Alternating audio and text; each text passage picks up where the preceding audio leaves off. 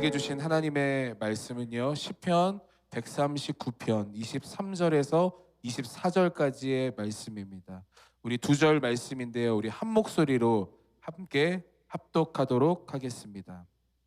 하나님이여, 나를 살피사 내 마음을 아시며 나를 시험하사 내 뜻을 아옵소서. 내게 무슨 악한 행위가 있나 보시고 나를 영원한 길로 인도하소서. 아멘. 오늘 나에게 주시는 하나님의 말씀을 듣겠습니다.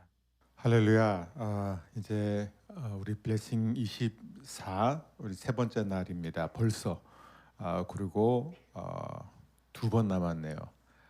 우리 블레싱 2024는 일주일 모이지만 우리가 배운 기도, 성령께서 우리와 함께 하시는 그 능력의 기도는 여러분의 삶 가운데 계속될 줄 믿습니다. 오늘의 중요한 기도의 주제는 자백입니다. confession, 자백. 우리 말씀 나누기 전에 먼저 기도하겠습니다. 하나님이여, 나를 살피사 내 마음을 아시며 나를 시험하사 내 뜻을 아옵소서. 내게 무슨 악한 행위가 있나 보시고 나를 영원한 길로 인도하소서. 다윗이 이 기도를 드렸던 그 중심을 기뻐하신 하나님, 오늘도 우리의 마음과 입술에서 이 아름다운 기도가 울려 퍼지게 하여 주옵소서. 예수님의 이름으로 기도합니다. 아멘. 하나님은 사람을 쓰실 때 그 사람의 성공이나 그 사람의 업적을 통해서 일하시는 분이 아니라 언제나 그 사람의 실패와 이 아픔을 통해서 일하시는 분입니다. 다시 말하면 하나님은 우리의 연약함에도 불구하고 일하시는 분이 아니라 우리의 연약함 때문에 일하시는 분이에요. 우리의 아픔을 통해서 일하시는 분입니다. 그게 하나님이 일하시는 방식이에요. 19세기의 대표적인 기독교 지성인 G.K. 체스터턴 경은 What's wrong with the world? 세상이 뭐가 잘못된 것이냐라는 책을 썼습니다. 이 세상이 잘못됐다는 것을 모르는 사람은 없습니다. 다 뭔가 심각하게 잘못됐다는 것은 알죠. 근데 이 체스터턴은 그의 책의 결론에서 이렇게 말합니다. 결국 내가 잘못됐다 이거예요. 내가 잘못된 게 세상의 문제라는 거예요. 그러니까 세상에는 뭐 이게 문제고 저 사람이 문제고 이런 제도가 문제고를 떠나서 가장 근본적인 문제는 바로 나라는 거예요. 내가 바뀌지 않으면 세상은 결코 바뀔 수 없다라는 거예요. 여러분, 이 최대한 가르침은 어려운 거예요. 왜냐하면 이 성경을 읽어도 정확히 뭐가 죄지 우리가 이해하기가 쉽지는 않습니다. 왜냐하면 죄가 너무나 폭넓기 때문에 그래요. 죄를 가리키는 이 히브리어 단어만 8개입니다. 근데 이것을 우리는 다 그냥 한글로 죄라고 하니까 우리는 죄를 굉장히 단순하게 생각할 수 있죠. 그래서 우리는 이 죄에 대해서 좀 생각했으면 좋겠어요. 여러분, 더군다나 성경은 죄란 1 이것이고 2 이것이고 이렇게 진술하고 있지 않고 이야기 형식으로 되어 있잖아요. 그것도 여기저기서. 그러니까 도대체 죄가 무엇인가라고 할 때 우리가 좀 헷갈려 할 수 있습니다. 근데 뭐니 해도 죄의 본질을 알려면 3장으로 가야 돼요. 창세기 3장. 최초의 죄. 거기를 보면은 아담과 하와는 하나님을 안 믿지 않았어요. 그죠? 하나님의 존재에 대해서 의심 자체가 없었습니다. 그러니까 우리는 하나님을 안 믿는 게 죄다 그냥 이렇게 쉽게 말할 수 있잖아요. 근데 아담과 하와는 하나님을 믿었습니다. 그리고 심지어 하나님과 교제를 했습니다. 하지만 이 하나님을 우리가 어저께 배운 것처럼 사랑의 아버지라는 것은 믿지 않았어요. 그래서 아담과 하와 역시 하나님이 제일 좋은 과일은 우리한테 허락하지 않았구나 이렇게 생각하게 되는 거예요. 뱀의 꼬임에 넘어가서 그 제일 좋은 과일을 먹습니다. 금지된 것. 그죠? 왜 그 과일을 먹었을까요? 왜 선악과를 따먹었을까요? 이유는 하나예요. 내가 이걸 먹으면 더 행복할 수 있고 더 풍성한 삶을 살 수 있을 거라고 생각한 거예요. 다시 말하면 하나님처럼 살 수 있을 거다라고 생각한 거예요. 결국 죄는 무엇이냐면은 내가 하나님 없이도 얼마든지 행복할 수 있고 얼마든지 풍성한 삶을 살 수 있다고 하는 것입니다. 아담과 하와는 결국에는 뭐냐면은 하나님을 믿은 것이 아니라 자기 자신을 믿은 것이에요. 이게 바로 성경이 말하는 죄입니다. 죄는 좋은 것을 하나님 없이 자신의 노력과 자신의 능력으로 끊임없이 얻으려고 하는 것이에요. 그게 죄의 본질입니다. 죄는 우리 안에 있는 깊은 욕구를 우리가 자신의 힘으로 자체적으로 계속해서 채워 나가려고 하는 것, 그것이 바로 성경이 말하는 죄의 본질이죠. 근데 이 죄에 대한 인간의 이 본능적인 반응은 뭐냐면 숨기는 거예요. 우리는 다 죄를 숨깁니다. 아담과 하와가 열매를 먹은 순간 눈이 밝아지자마자 벌거벗은 사실을 알게 되고 그 자리에서 바로 무화과 나무 잎을 엮어서 자신의 수치를 감춥니다. 그리고 하나님의 발걸음 소리가 들려오니까 얼른 숨어버립니다. 이게 인간의 본능이라는 거예요. 그러니까 원래는 벌거벗었으나 부끄러워하지 않았던 인간은 어떻게 되냐면 옷을 입었어도 부끄러운 존재로 바뀌게 되는 것이죠. 늘 숨습니다. 감춥니다. 하나님이 그들에게 뭐라고 그러시죠? 어디 있느냐? 아담아, 내가 어디 있느냐? 이 부분에 대해서는요, 모든 학자들이 이구동성으로 이거는 하나님이 그들에게 주시는 죄를 자백할 수 있는 기회였다. 이걸 다 동의합니다. 하나님이 모르고 물어보시는 게 아니거든요. 그런데 그들은 그 초대를 거절하죠. 자백할 수 있는 기회를 주셨는데 그걸 거부합니다. 두 번째 질문은 무엇이냐면은 너희가 벗었다는 것을 누가 알려줬냐 이거예요. 다시 말해서 누가 그 어떤 것이 내 자녀의 깨끗함을 앗아갔느냐, 그 질문을 던집니다. 여기서 우리는 죄에 대해서 또 한 가지를 배우게 됩니다. 결국 죄는 고소와 정죄가 아닌 진단이라는 거예요. 진단. 여러분 왜 병원에 가죠? 아프면은 병원에 가야 됩니다. 왜 아픈 채로 그냥 살면 안 될까요? 왜냐하면은 아플수록 우리는 정상적으로 살 수가 없기 때문에 그래요. 아플수록, 병이 심각할수록 우리는 우리가 마땅히 해야 할 일을 하면서 살 수 없기 때문에 그렇습니다.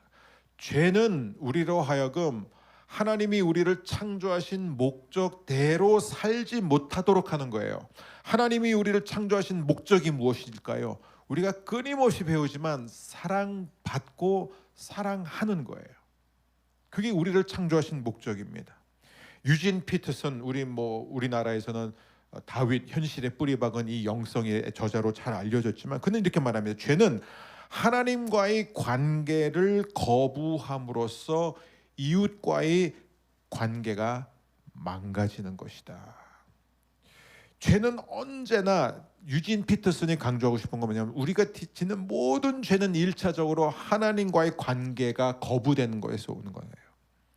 그래서 왜 다윗이 밧세바도 범하고, 그죠? 간통죄도 짓고, 그다음에 우리아를 전쟁에 벌여서 사람을 죽이고 살인죄도 지은 다음에 다윗이 한 기도가 참 이해 안 되는 기도가 하나 있잖아요. 시편 51편 4절을 보면은 내가 주께 오직 주께만 죄를 지었고 주 앞에서 악한 일을 저질렀습니다.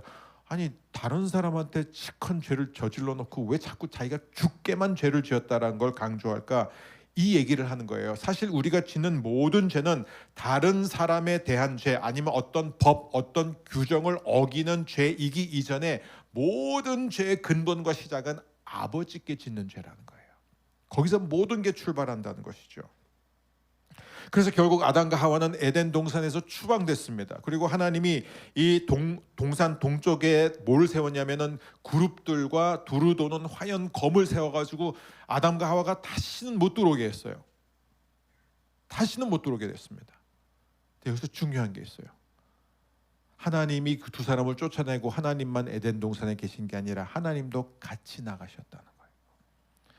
즉 하나님은 한 번도 우리를 버린 적이 없어요. 하나님은 한 번도 죄를 지은 인간을 떠나신 적이 없어요.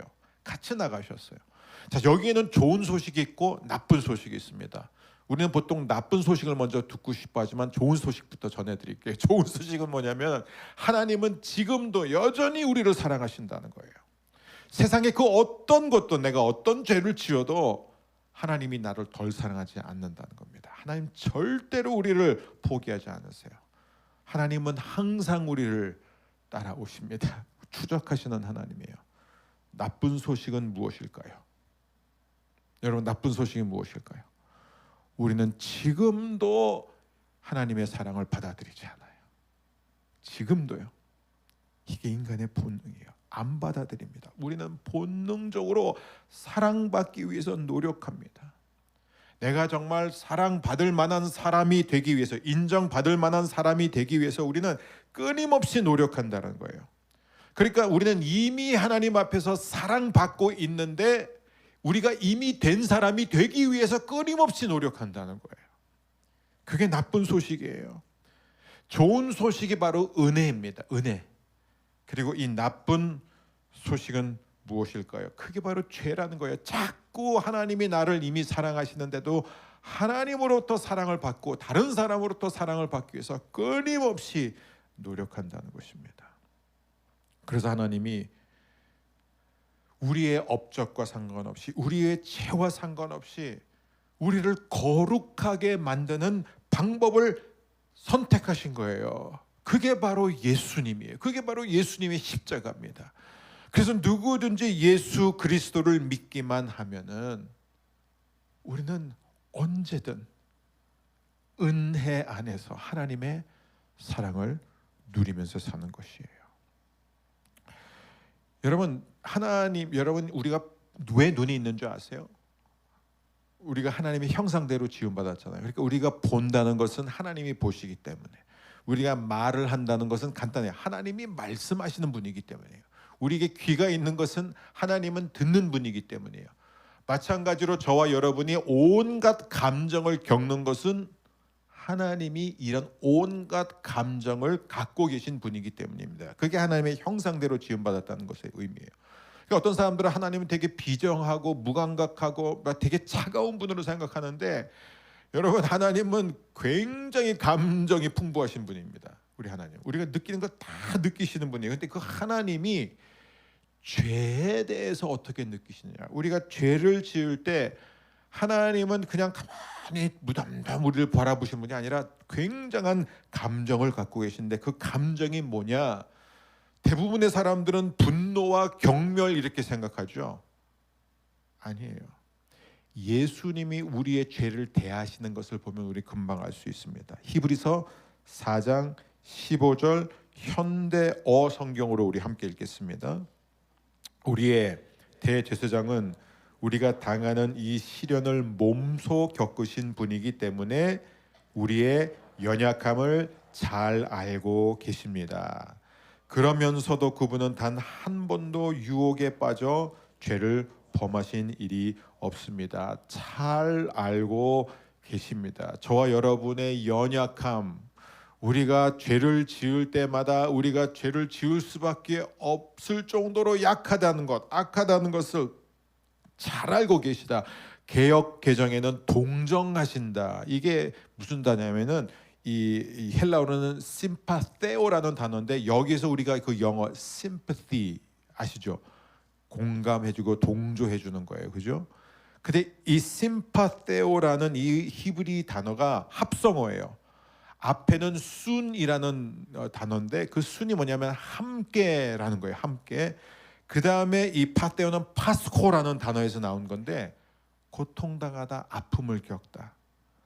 그러니까 정확히 말하자면은 우리가 죄를 지을 때, 우리가 연약할 때, 우리가 실패할 때 예수님은 어떤 마음이냐면은 우리와 함께 아파하는 분이다라는 거예요. 죄를 지을 때 여러분 괴로우세요? 예수님이 함께 괴로워하세요. 여러분 낙심이 됩니까? 예수님 우리와 함께 낙심을 경험하시는 분입니다. 근데 우리가 착각하는 게 있는데, 그게 뭐냐면 내가 잘하고 있을 때 하나님이 나랑 굉장히 가까이 계시다라고 생각해요. 하나님이 내가 잘하고 있으니까 하나님이 나와 정말 함께 하시며 나를 늘 도와주시고 내 손을 붙잡고 나를 인도해 주시는구나라고 우리는 그렇게 생각을 하지만 히브리서는요 반대를 얘기하고 있습니다. 예수님은 우리가 가장 연약할 때 우리 가까이 계시는 분이다. 그걸 얘기하는 거예요. 우리는 죄를 지으면 어떻게 되죠? 숨기려고 하잖아요. 하나님을 피하려고 하잖아요. 하지만 히브리서에 의하면 하나님은 우리가 죄를 지었을 때 뭘 하는 줄 아세요? 우리에게 달려오시는 분이에요. 왜요? 안아주시려고. 정죄하려고 아니에요. 우리에게 달려오세요. 여러분, 아이가 넘어지고 다치고 아이가 잘못했을 때 부모의 마음은 그 아이를 향해서 그 어느 때보다 더 간절해지고 그 애정은 더 깊습니다. 왜 그러실까요? 우리의 대제사장은 우리가 당하는 이 시련을 몸소 겪으신 분이기 때문이다. 그래서 저는 예수 사랑하심은이란 찬송가에서 그게 너무 좋아요. 내가 연약할수록 더욱 귀히 여기사 높은 보좌 위에서 낮은 나를 보시네. 여러분, 암에 걸렸던 사람이 암에 걸린 사람을 누구보다 그 심정과 아픔을 이해하죠. 그죠? 한 번도 아파보지 않았던 의사 선생님이 아픈 환자를 대하는 마음과 본인이 직접 아팠던, 본인이 직접 예를 들어서 폐암을 걸렸다가 이겨낸 의사가 폐암에 걸린 환자를 대하는 것은 다를 수밖에 없습니다. 빨리 진단하고 빨리 처방하고 빨리 내보내려고 하는 그런 마음이 아니라 정말로 그 사람의 마음, 심정과 고통과 아픔을 이해할 수 있다는 거예요. 지금 성경이 뭘 얘기하냐면 예수님은 죄라는 이 암에 걸렸던 그런 치료자로서 모든 암 환자들, 모든 죄인들을 다루신다라는 것이에요. 그분은 비록 한 번도 죄를 범하지 않았지만 우리와 똑같은 연약함을 다 겪으셨다. 그렇기 때문에 우리를 대하실 때 긍휼과 정성으로 대해주시는 분입니다. 그래서 예수님의 별명 가운데 하나가 The Great Physician이에요. 이게 복음서에 위대한 의원이다 이거예요. 그분이 정말 위대한 의원이에요. 근데 아무리 위대한 선생님이라고 해도 그 훌륭한 의사가 정확한 진단을 내리기 위해서는 반드시 병명을 알아야 됩니다. 그렇죠? 그걸 먼저 찾아야 돼요. 그렇죠? 진단을 내려야 처방이 나오는 거예요. 근데 아픈 사람이 병원에 가서 어디가 아프세요? 모르겠어요. 그냥 전체적으로 안 좋아요. 알아서 해주세요. 그러면은 아무리 유능한 의사도 도와줄 수가 없습니다. 그러니까 결국 여러분 우리의 죄의 자백이라는 것은 무엇이냐? 여러분 한번 생각해 보세요. 죄의 자백이라는 것은 정말 내가 어디가 아프고 어디가 잘못되었는지를 정확히 알고자 하는 마음이에요. 그게 굉장히 중요합니다. 근데 유진 피터슨이 또 이런 말을 합니다. 하나님은 우리의 죄를 다룰 때 마치 썩은 손가락이나 썩은 발가락을 잘라내듯이 죄를 다루지 않습니다. 그렇다면 우리가 죄를 지을 때마다 우리는 점점 더 심한 불구자가 되어 갈 것입니다. 하지만 하나님은 우리의 죄를 다루실 때 우리의 죄를 용서하시는데 죄 사함을 받은 인간은 이전보다 더 풍성해집니다. 저는 이 설명이 너무 좋습니다. 여러분 한번 다윗을 보세요. 다윗이 어떻게 다윗이 될 수 있었냐? 그는 누구보다 죄 사함의 능력을 많이 경험했기 때문이에요. 그가 누구보다 죄를 많이 졌다는 건 아니에요. 물론 죄 많이 졌죠. 그런데 그는 누구보다 죄를 많이 고백했습니다. 그는 누구보다 자신의 죄를 숨기지 않고 다 드러냈다는 거예요. 어떻게 알 수 있어요? 시편을 보면 알 수 있습니다. 얼마나 많은 자백들, 자기 속에 있는 부끄러운 얘기까지 다 가감없이 하나님께 해요. 근데 이 다윗이 기도를 하는 걸 보면 예를 들어서 이거예요. 시편 139편입니다. 23절, 24절 오늘의 말씀 우리 다시 한번 읽을게요. 하나님이여 나를 살피사 내 마음을 아시며 나를 시험하사 내 뜻을 아옵소서. 내게 무슨 악한 행위가 있나 보시고 나를 영원한 길로 인도하소서.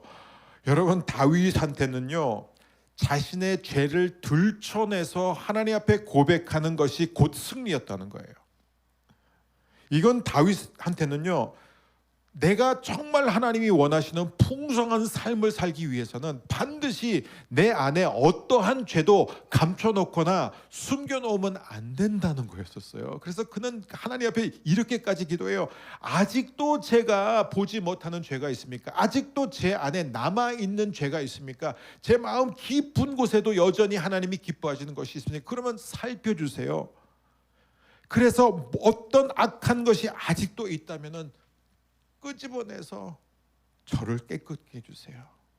그래서 제가 정말 아버지가 기뻐하는 삶을 살게 해주세요.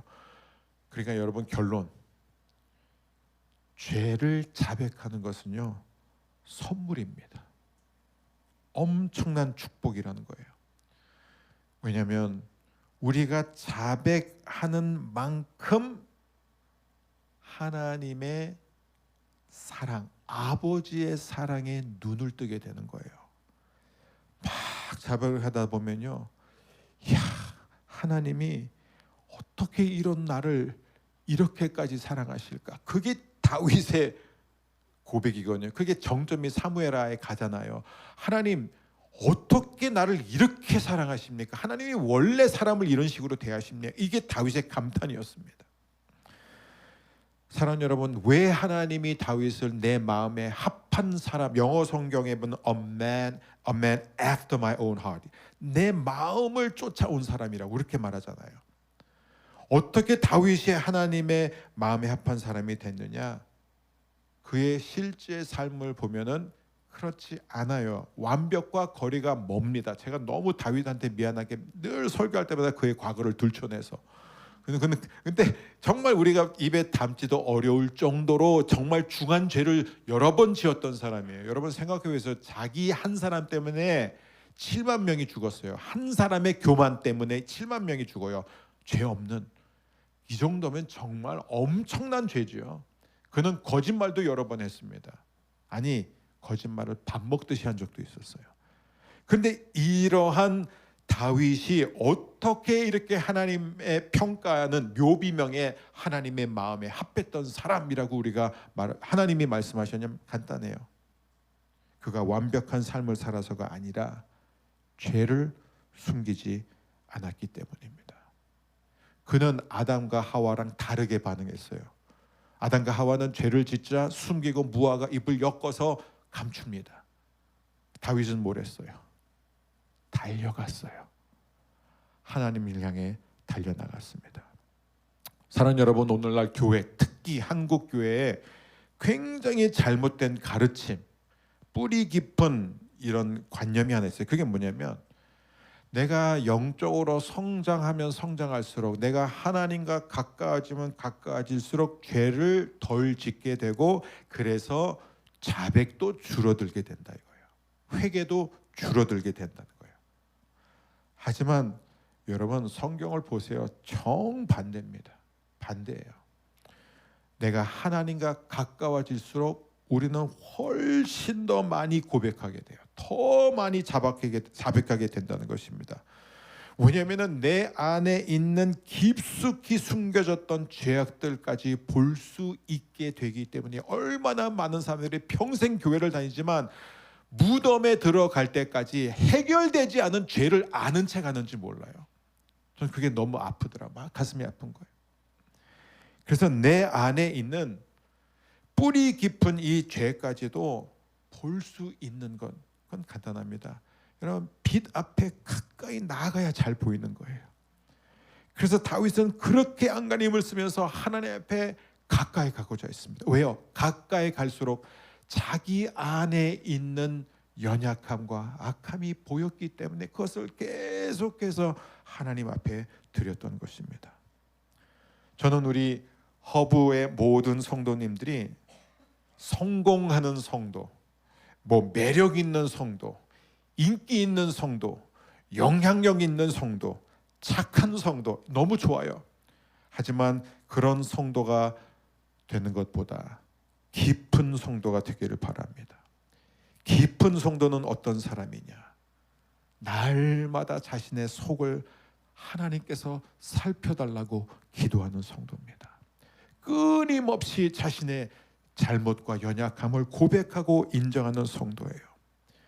허벅교회가 2024년 성숙한 교회가 되는 방법은 하나밖에 없습니다. 그것은 죄를 자백하는 교회가 되어야 됩니다. 완벽한 교회가 아니라, 죄가 없는 교회도 아니고, 죄를 덜 짓는 교회가 아니라, 그것도 중요하지만 더 중요한 건 죄를 숨기지 않는 교회예요. 저는 2024년 우리 허브의 모든 성도님들의 가정이 죄가 없는 가정이 아니라 죄를 숨기지 않는 가정이 되기를 축복합니다. 그럴 때 죄가 점점 줄어드는 거예요.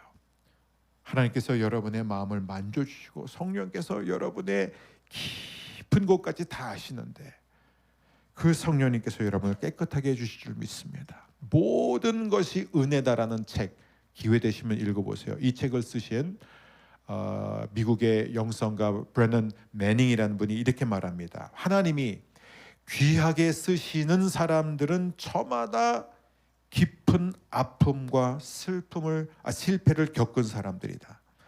마지막 날에 예수님은 메달과 학위와 훈장을 보시지 않고 우리의 실패와 상처를 보실 것이다. 우리는 예수님의 상처로 치유받았다. 그분은 우리의 상처를 통해 세상을 치유하신다. 왜 그러냐고요? 하나님이 우리를 그렇게 고쳐주셨기 때문이에요. 이사야서 53장 5절입니다. 함께 읽습니다. 그러나 그가 상처 입은 것은 우리의 허물 때문이고 그가 짓밟힌 것은 우리의 죄 때문이다. 그가 맞음으로 우리가 평화를 얻었고 그가 상처를 입음으로 우리가 고침을 받았습니다. 하나님이 예수님의 상처를 통해서 우리를 고쳐주신 것처럼 오늘 저와 여러분의 상처를 통해서 세상을 치유해 주실 줄 믿습니다. 제가 오늘 새벽에 이걸 한번 세봤는데요. 시편 51편을 제가 쭉 읽으면서 보니까 시편 51편이 뭔지 아시죠? 다윗의 그 회개예요. 그 유명한 밧세바 사건에 대한 회개입니다. 이 회개를 보면요, 죄를 가리키는 표현이 4개가 나와요. 근데 죄사함을 가리키는 표현이 19가지가 나옵니다. 여러분, 이거 굉장히 의미가 있어요. 여러분, 사실 우리가 죄 짓는 방법은 빤해요. 정해져 있습니다. 하지만 하나님의 용서는요, 무궁무진합니다. 여러분, 오늘 이 한 가지를 기억하세요. 죄를 지으면 빨리 고백해야지. 이게 좋은 겁니다. 왜요? 하나님은 나에게 달려오시는 분이에요. 내가 연약할 때 나를 안아주시는 분이에요. 그걸 왜 마다하세요? 그걸 왜 거절하고 자꾸 숨기세요? 내가 이런 것까지 다 드러나면 나는 하나님의 사랑을 못 받아. 하나님은 나보다 나를 더 잘 아시는데 우리가 꽤 괜찮다고 생각해도 하나님은 이미 우리를 다 아시는데 뭘 숨겨요? 오늘의 기도는 이겁니다. 하나님은 나보다 나를 더 잘 아신다. 그러니까 하나님 앞에서 숨기지 말자. 문제는 우리가 자꾸 스스로 숨기려고 해요. 내가 그걸 받아들이면 내가 너무 힘드니까. 그 방법은 하나밖에 없어요. 하나님이 나를 얼마나 사랑하시는지를 알면 괜찮습니다. 그걸 알면 되는 거예요. 그래서 오늘 우리가 기도하는 것은 이거예요. 여러분, 고백에는요 항상 2가지입니다. 우리가 죄를 자백할 때 딱 2가지예요. 하나는 살피는 거예요. 무엇이 죄인지, 내 안에 있는 죄가 무엇인지 살피는 거예요. 2번째는 시인하는 거예요. 입으로 시인하는 거예요. 자백하는 것이다. 전자, 살피는 거는 내가 하는 게 아니에요. 여러분, 아무리 해도 생각 잘 안 나요. 우리는 그 정도로 둔합니다. 그러니까 오늘 우리가 기도할 때 어떻게 기도할 것이냐? 우리는 이렇게 기도합니다. 먼저 하나님 앞에 나아가 하나님께 우리 자신을 살펴달라고 구하십시오. 시편 기도를 드리세요. 오늘 이 기도입니다. 하나님이여, 저를 따라 같이 한번 하겠습니다. 하나님이여, 나를 살피사 내 마음을 아시며 나를 시험하사 내 뜻을 아옵소서. 내게 무슨 악한 행위가 있나 보시고 나를 영원한 길로 인도하소서. 제가 초등학교 3학년 때 저희 아버지께서 저한테 성경책을 선물로 주시면서 주셨어요. 제가 그때 이제 목회자로 그 부름을 받았기 때문에, 그래서 제가 거기다가 김주환 목사라고 썼습니다. 초등학교 3학년 때. 그리고 제가 거기에다가 제가 가장 좋아하는 성경 구절 3개를 썼어요. 그 가운데 하나가 이거였습니다. 제가 그 나이에 이걸 알을 수 있었던 것은, 이 말씀이 중요하다는 걸 알을 수 있었던 것은 정말 성령의 은혜입니다. 네, 지금도요, 이 말씀이 이 기도가 얼마나 중요한 기도인지 모릅니다. 여러분, 오늘 그렇게 기도하길 바랍니다. 하나님, 제 마음을 살펴주세요. 그러면 반드시 성령께서 여러분 안에서 생각나게 해주실 거예요. 근데 여러분 걱정하지 마세요. 하나님은요, 사람들처럼 우리의 아픔을 막 들쑤셔가지고 파는 분이 아니라 하나님은 너무 인격적이세요. 하나님은 너무너무 부드러운 분이세요.